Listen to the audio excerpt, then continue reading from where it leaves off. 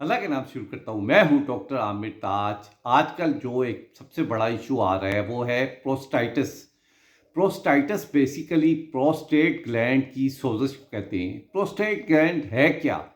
तो मैं आपको बताऊं कि हमारा जो पीनस है, जो यूरिथ्रा है बेसिकली, और नीचे जो टेस्टिकल है, टेस्टिकल और यूरिथ्रा के दरमियान में एक ग्लैंड होता है जिसको हम बोलते हैं प्रोस्टेट ग्लैंड।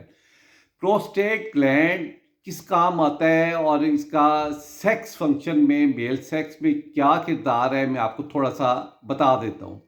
तो बेसिकली ये है कि प्रोस्टाइटिस का मतलब ये है कि जब आपके प्रोस्टेट ग्लैंड में सोजिश आ जाती है, इन्फ्लामेशन आ जाती है, वहाँ पे वो फूल जाता है, तो इसको हम बोलते हैं कि वहाँ पे प्रोस्टाइटिस है इस बंदे को।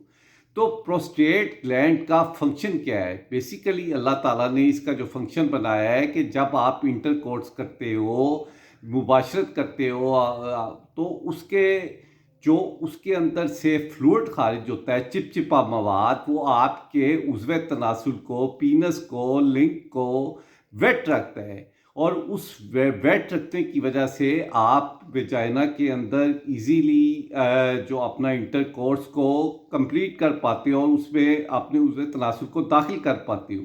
तो ये एक नेचुरल अमल है। और जब प्रोस्टाइटिस होता है किसी को, तो वो अपना सेक्सुअल जो सिस्टम है, वो सेक्सुअल जो मुबाशरत है, जो इंटरकोर्स है, उसको परफॉर्म प्रॉपर नहीं कर पाते। इसी तरह ये होता है कि अक्सर नौजवानों में देखा गया है कि जिसको वो शिकायत करते हैं कि जी कि हमारे पीनस से चिपचिपा मवाद निकलता है और उनको बड़ी तकलीफ़ होती है इस चीज़ की।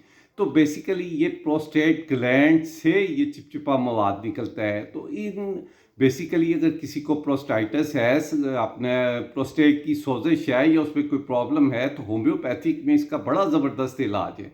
तो अभी मेरे साथ रब्ता करें 0321435851 पर और अपने मर्ज़ का इलाज करवाएं। और इसमें यह है कि जिस तरह डॉक्टर्स कहते हैं जी कि इसको ऑपरेट करवाया जाए, तो होम्योपैथिक में विदाउट ऑपरेशन बेज़र तरीके से इसका इलाज मौजूद है। तो अब आपको कहीं जाने की भी ज़रूरत नहीं है, क्लिनिक के चक्कर लगाने की भी ज़रूरत नहीं है, आपको ऑनलाइन सहूलत दी गई है। आप जस्ट मुझे कंसल्ट करें और अपनी सिम्टम्स दें और आपको मेडिसिन घर बैठे आपको मिल जाएगी। अपनी दुआओं में याद रखिएगा। अल्लाह हाफ़िज़।